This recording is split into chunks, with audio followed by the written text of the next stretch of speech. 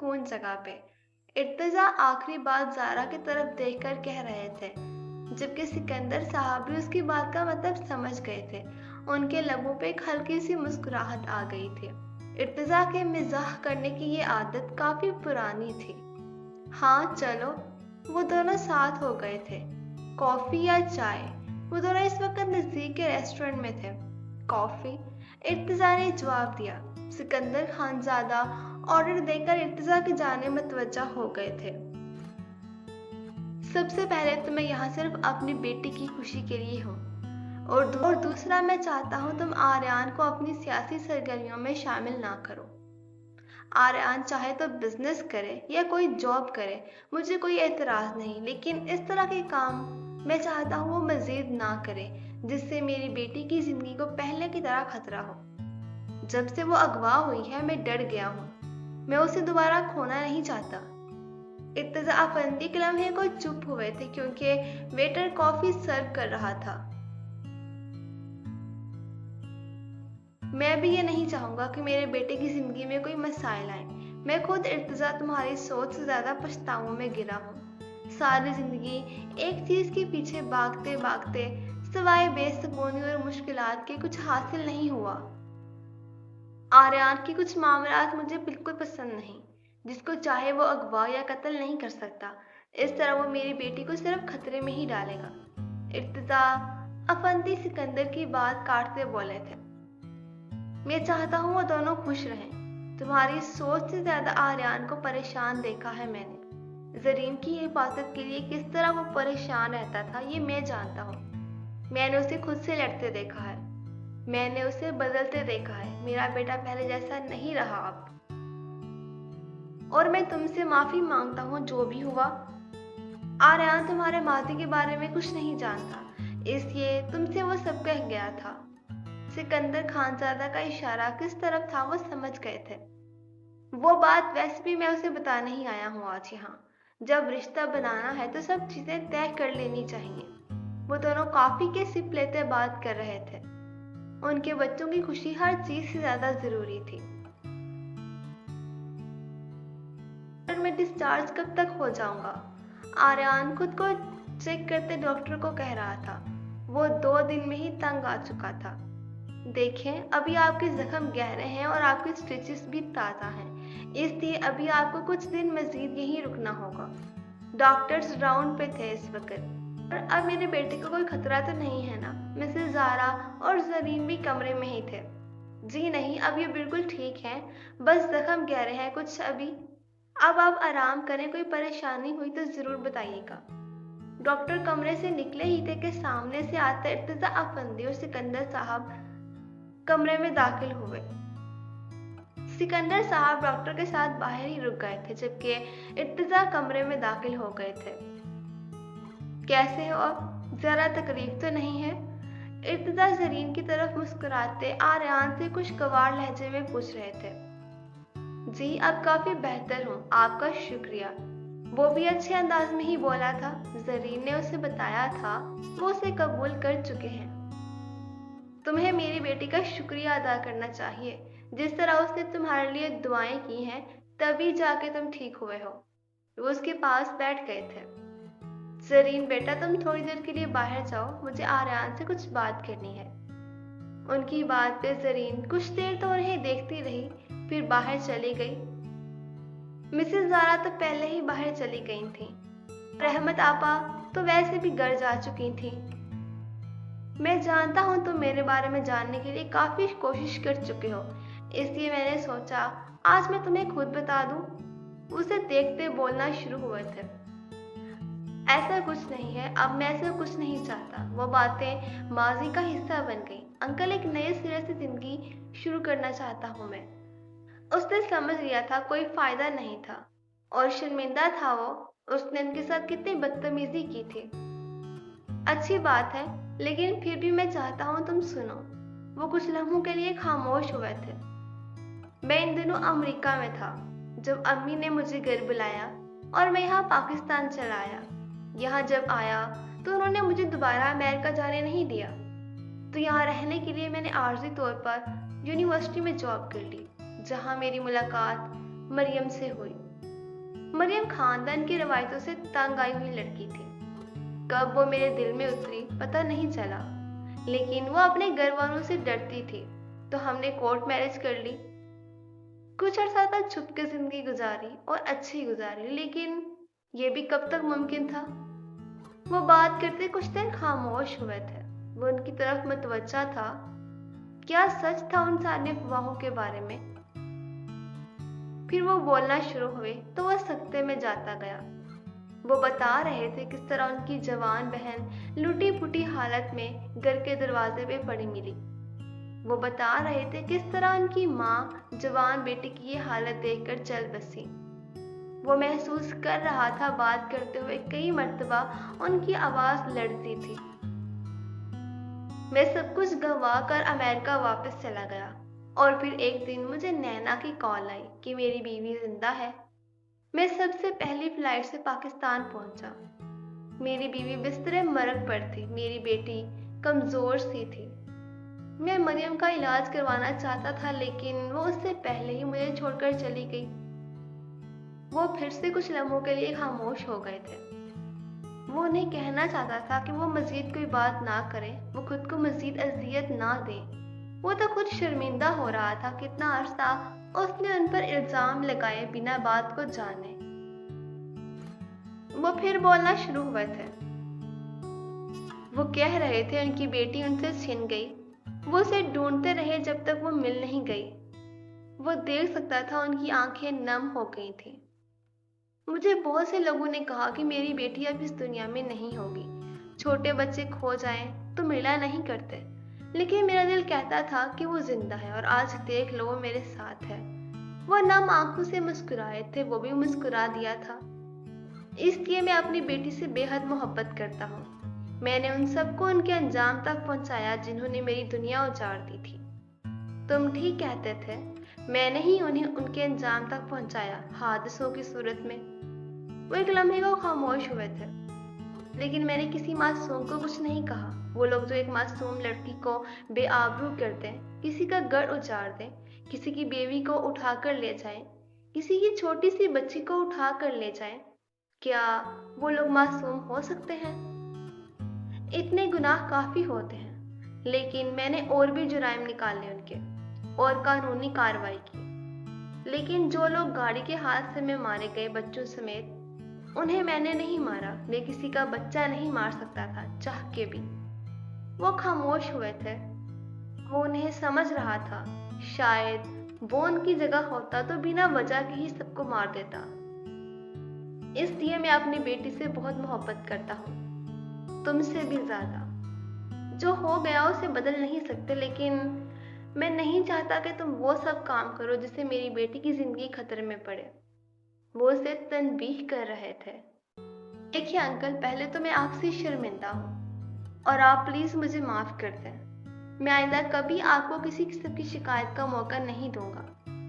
सच बताऊं तो मैं खुद भी डर गया हूँ। अब मेरी एक फैमिली है, मैं इन सब कामों से दूर रहूंगा अब से।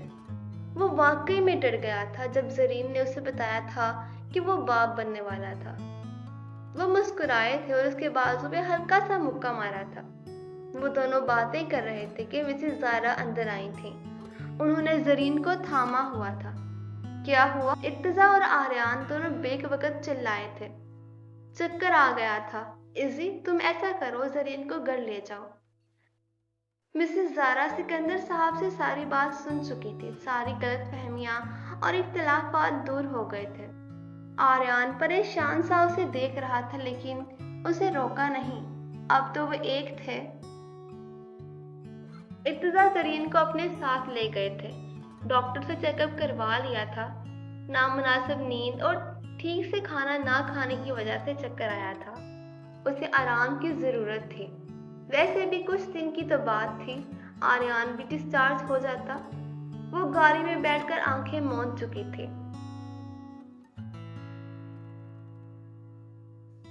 ओहो आर्यान, जल्दी निकल भी आओ बाहर। इतने में तो दुल्हन भी 2 बार तैयार हो जाए, तुमसे 1 बार नहीं हुआ जा रहा। कल ही वो डिस्चार्ज हुआ था हॉस्पिटल से। उसके जख्म काफी बेहतर हो गए थे। वो कब से उसके रूम का दरवाजा बजा बजा के थक गई थी, मगर वो था कि निकलने का नाम ही नहीं ले रहा था। इर्तिजा अफंदी ने उन्हें खाने पे बुलाया था। वो और सिकंदर साहब तैयार हो चुके थे। रहमत आपा भी तैयार थी, लेकिन वो था कि अभी तक कमरे में ही था। मॉम, क्या इस घर में कोई काम सुकून से भी कर सकते हैं हम? वो झुंझुलाया हुआ कमरे से बाहर निकला था। सफेद कमीज शलवार पे मेहरून रंग की वास्कट पहनने वो बहुत वजीह लग रहा था। मिसेस ज़ारा तो कितनी देर उससे नजरें ही नहीं हटा सकी। अब चलें, यहीं पे खड़े रहने का प्रोग्राम है। आर्यान उन्हें खड़ा देखकर बोला था। तुम इतना तैयार हो रहे हो जैसे तुम्हारा वलीमा हो। मिसेस ज़ारा उसे तंज करती बाहर निकल गई थी। वो उसे देखते हुए भी डर रही थी, कहीं उनकी नजर ही ना लग जाए। जबकि मिसेस ज़ारा की बात पर सिकंदर साहब ज़िरे लब मुस्कुराते आर्यान की तरफ शरारती अंदाज से देख रहे थे, जैसे वो जानते हों कि इतना तैयार किस लिए हुआ है। वो उनकी नजरों से खुजल होता, बालों में हाथ चलाता ड्राइविंग सीट पे बैठ गया था। आज गाड़ी वो खुद ड्राइव कर रहा था। सिकंदर साहब पीछे बैठे थे, मिसेस ज़ारा उसके साथ आगे बैठी हुई थी। गाड़ी एक खूबसूरत सफर की तरफ रवां हो चुकी थी। वो ड्रेसिंग मिरर के सामने खड़ी बाल बना रही थी जब नूरीन अफंदी कमरे में दाखिल हुई। उनके हाथ में मेहरून कलर की मैक्सी थी जो कि पैक थी।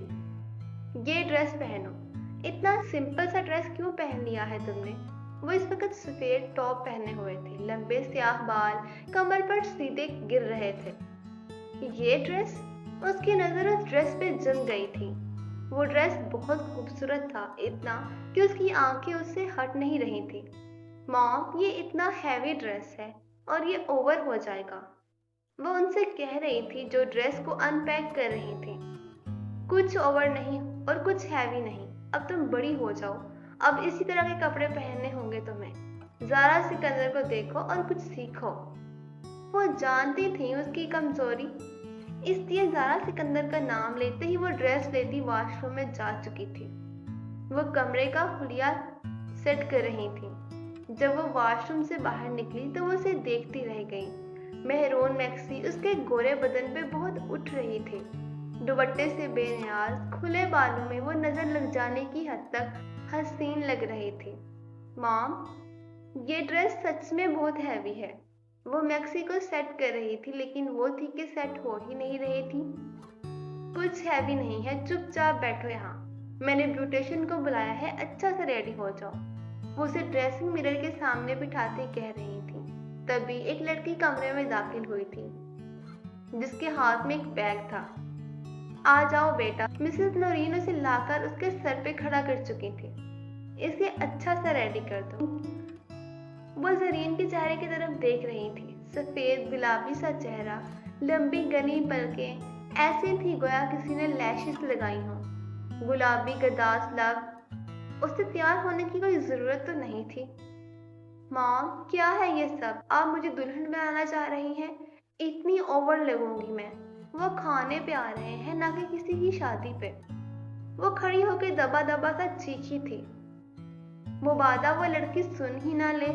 बस बहुत हो गया, अब मेरा टाइम जाया ना करो और तैयार हो जाओ। कभी मेरी बात भी मान लिया करो। वो कहती बाहर चली गई थी और वो चारों नाचार बैठ गई थी। ब्यूटिशियन के माहिर हाथ उसके चेहरे पर रवां थे और वो आंखें बंद किए आर्यान को सोच रही थी। उसकी जिंदगी का ये दिन सबसे हसीन दिन होने वाला था। वो आज से पहले जब उसके घर में आया था तो इर्तिजा अफंदी से लड़कर वापस गया था। इससे पहले वो यहाँ आधी रात को चोरी छुप के आया था, लेकिन आज सामने से आते इर्तिजा अफंदी उसे गले लगाते अंदर लेकर जा रहे थे। उसे बेसाख्ता अपनी वो मुलाकात याद आई जब वो उससे हॉस्पिटल मिलने आए थे। मैं चाहता हूँ कि जरीन का और तुम्हारा निकाह दोबारा हो। पहले निकाह में जरीन का कोई वली नहीं था। मैं अपनी बेटी की जिंदगी के अहम दिन को महसूस करना चाहता हूँ। हर बाप की एक ख्वाहिश होती है कि उसकी बेटी उसके घर से रुखसत हो निकाह करके। इर्तिजा अफंदी की ये बात वो कैसे मना कर सकता था, लेकिन ये बात सिर्फ वो और इर्तिजा अफंदी ही जानते थे। शुरू में لیکن اب صرف زرین اور زارا سکندر ہی ناواقف تھے۔ مولوی صاحب آ گئے ہیں۔ ارتضیٰ افندی مولوی صاحب کو لے کر ڈرائنگ روم میں آ گئے تھے۔ مولوی، لیکن کیوں؟ زارا سکندر تو پہلے ہی زرین کی غیر موجودگی کے بارے میں پوچھ رہی تھی۔ آریان اور زرین کے نکاح کے لیے نورین افندی انہیں آہستہ سے بتا رہی تھی۔ کیا؟ مجھے تو بتایا نہیں۔ یہ آریان اور سکندر اسی لیے اتنا تیار ہو کر آئے ہیں۔ میں کوئی شاپنگ بھی نہیں کر سکی، میرے بھی ارمان تھے۔ مسز زارا اس سے پہلے کچھ اور کہتی نورین افندی زرین کو لینے جا چکی تھی۔ ڈرائنگ روم میں اس وقت عثمان اور ولید بھی شانزی اور آئزے کے ساتھ آ چکے تھے۔ وہ آریان کو مبارکباد دے رہے تھے۔ کامران آج فوٹوگرافر بنا ہوا تھا۔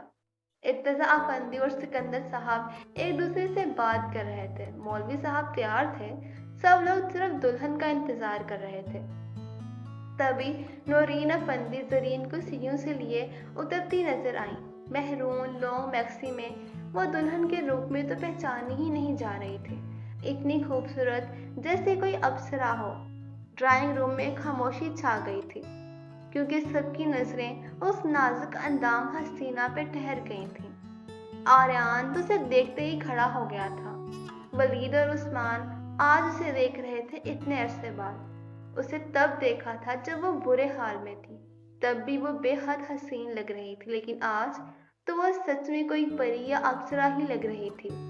بالوں کا جوڑا بنا رکھا تھا، کچھ آوارہ لٹیں اس کے چہرے کے اطراف میں اس کے گالوں کو بوسے دے رہی تھیں۔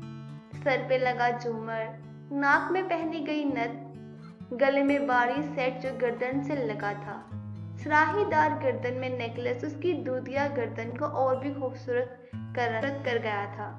سینے پہ گرتی مالا جو کہ نیکلس کے ساتھ تھی، ہاتھوں میں پہنے گئے کنگن اور چوڑیاں وہ کہانیوں میں بیان کی جانے والی کسی شہزادی یا دیو مالائی جیسی ملکہ لگ رہی تھی۔ سر پہ لیا گیا بھاری دوپٹہ اس کے حسن کو چار چاند لگا رہا تھا۔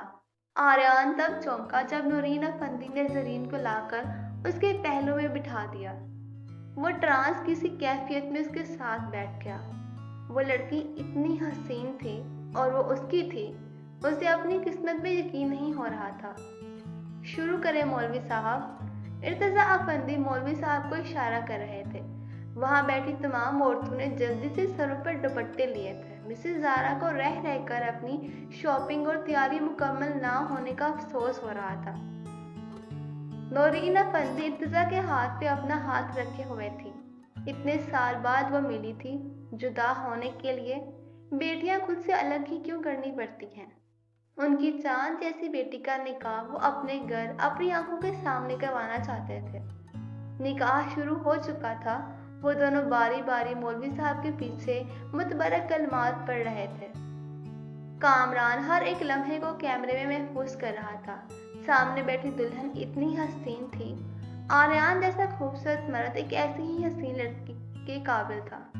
اسے تو آریان ہمیشہ ہی خوبصورت لگتا تھا، دکھنے میں انگریز جیسا اور بات کرنے میں پاکستانی مرد جیسا۔ تبھی عثمان کے موبائل پہ کال آنے لگی۔ وہ کال اٹھانا تو نہیں چاہتا تھا، لیکن یہ کال ہاسپٹل سے تھی جہاں ہوشر ایڈمٹ تھا۔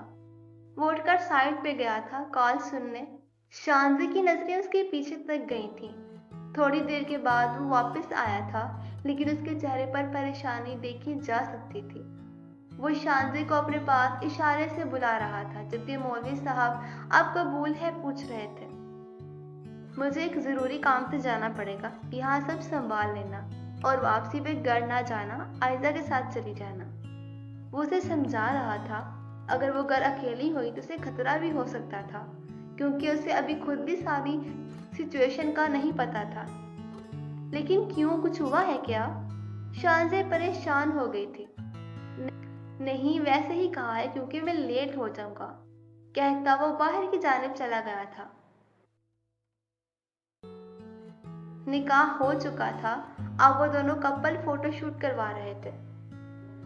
بہت حسین لگ رہی ہو، وہ زرین کی کمر میں ہاتھ ڈالتا اسے خود سے قریب کرتا پوز دے رہا تھا۔ وہ دونوں اس وقت گارڈن میں تھے، جس کا بیک گراؤنڈ پھولوں اور پیچھے نظر آتے سوئمنگ پول کی وجہ سے بہت حسین لگ رہا تھا۔ آپ نے مجھے بتایا نہیں۔ وہ ابھی اس کے گردن کے گرد اپنے ہاتھ لپیٹتے اس کی آنکھوں میں دیکھتی پوز دے رہی تھی۔ اس کی گردن کتنی پسند تھی اسے، یہ بھی اس کے دل کا راز تھا۔ جب وہ شدت پہ جاتا، اس کے جسم کے آخری حصے تک پہنچتا تھا، تب وہ اس کی گردن میں باہیں ڈال کے کتنا سکون محسوس کرتی تھی۔ اگر آریان یہ جان لے تو؟ وہ سوچتی مسکرا دی تھی۔ لگتا ہے تم بہت خوش ہو۔ وہ اس کے لبوں کے پاس جھکتا، سرگوشی کرتا ایک اور پوز دے رہا تھا۔ سامنے کھڑا کامران حیران ہو رہا تھا۔ اس نے تو بس تھوڑا سا رومانٹک ہونے کو کہا تھا، لیکن آریان تو اپنا بیڈ روم ہی سمجھ رہا تھا۔ پوز بدل دیا تھا اب۔ وہ نیچے ٹانگیں لمبے کیے بیٹھا تھا۔ وہ اس کی گود میں سر رکھے لیٹی تھی۔ آریان کی نظریں اس کے چہرے سے ہوتی ہوئی اس کے سینے پہ جا رکی۔ اس ڈریس میں وہ اسے بہکا رہی تھی۔ وہ خود پہ بہت مشکل کنٹرول کر رہا تھا۔ اس کا لیا ہوا ہر سانس، اس کے سینے پہ موجود غباروں کا اوپر اٹھنا اس کے دل کی دھڑکنوں کو تیز کر گیا تھا۔ زرین جھولے پہ بیٹھی تھی اور وہ اس کے پیچھے کھڑا تھا۔ پوز بدل چکا تھا۔ ڈرائنگ روم سے کہکہوں کی آوازیں باہر تک آ رہی تھیں۔ باہر وہ دونوں ایک دوسرے میں گم تھے۔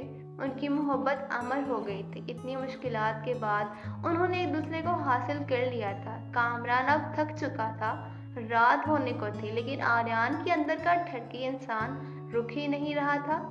وہ اس کی تصویریں بنا کے تھک چکا تھا۔ آریان، رخصتی کا وقت ہو گیا ہے اب۔ سکندر صاحب باہر آئے تھے۔ آریان سرشاری سے مسکرایا تھا، جبکہ زرین کا دل ایک لمحے کو ڈوب کے ابھرا تھا۔ ارتضیٰ افندی اسے دیکھتے ہی گلے لگا چکے تھے۔ یہ کیسا احساس تھا؟ اس کے آنسو بہتے جا رہے تھے۔ وہ تو کچھ عرصہ پہلے ہی ان سے ملی تھی، لیکن کہتے ہیں نا، خون پانی سے گہرا ہوتا ہے۔ آریان دور کھڑا انہیں دیکھ رہا تھا۔ اب وہ خود باپ بننے والا تھا۔ ایک لمحے کو وہ خود کو ارتضیٰ افندی کی جگہ رکھتا، کچھ محسوس کرنا چاہتا تھا، لیکن یہ مشکل تھا۔ وہ زرین کو بہت خوش رکھے گا، اور ارتضیٰ افندی جب کہیں گے تب وہ زرین کو ان کے پاس لے کر آئے گا۔ وہ خود سے دل میں وعدہ کر رہا تھا۔ ارتضیٰ افندی اس کے گلے مل رہے تھے۔ میری بیٹی کا خیال رکھنا۔ اس کے آنسو میری کمزوری ہیں۔ میری بیٹی کی آنکھوں میں آنسو نہ آنے دینا۔ یہ میری گزارش سمجھ سکتے ہو؟ وہ اسے ایک سیاہ لفافہ دیتے کہہ رہے تھے۔ آپ نے مجھے معاف کر کے مجھے اپنی جان سے عزیز بیٹی دے دی ہے۔ میں تو آپ کے احسان تلے دب گیا ہوں۔ انکل، آپ ایسی باتیں نہ کریں۔ وہ ان کے ہاتھوں کو تھامتا بولا تھا۔ وہ جانتا تھا اس سیاہ لفافے میں کیا تھا، زرین کا پاسپورٹ۔ پھر وہی شام جب ارتضیٰ افندی آریان سے ملنے ہاسپٹل آئے تھے۔ ایک اور بات، وہ ساری باتیں کرنے کے بعد بولے تھے، کیونکہ وہ ان کی ساری باتیں مان چکا تھا۔ میں چاہتا ہوں تم زرین کو لے کر باہر شفٹ ہو جاؤ۔ تمہارا بزنس تو ویسے بھی باہر تک پھیلا ہے۔ چھٹیوں میں یہاں آیا کرنا، اپنے بچوں کے ساتھ، میری بیٹی کے ساتھ۔ آریان کچھ لمحے تو انہیں دیکھتا رہا۔ وہ اسے دبے لفظوں میں اپنے ماں باپ سے فاصلہ رکھنے کو کہہ رہے تھے، لیکن وہ مان گیا تھا یہ بات بھی۔ ٹھیک ہے، آپ زرین کا آئی ڈی کارڈ تو بنوا ہی چکے ہیں، اس کا پاسپورٹ بھی بنوا دیں۔ ہم جلد نکاح کے بعد باہر چلے جائیں گے۔ لیکن جب اس نے زرین سے بات کی تو اس نے ہمیشہ کے لیے باہر جانے سے منع کر دیا۔ اگر ہم اس طرح باہر چلے جائیں گے تو ہمارے ماں باپ کو ہماری ضرورت ہوگی تو ہم ان کے پاس نہیں ہوں گے۔ ہم صرف ہنی مون کے لیے چلے جائیں گے، بعد میں کہیں گے ہمیں وہاں اچھا نہیں لگا۔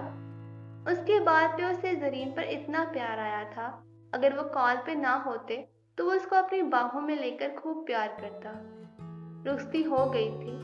وہ اس وقت گاڑی میں تھی۔ مسز زائرہ اور سکندر صاحب الگ گاڑی میں تھے اور آریان اور زرین الگ گاڑی میں۔ وہ ایک دوسرے کے ہاتھ پکڑے ہوئے تھے۔ زندگی ایک خوبصورت سفر کی جانب رواں تھی۔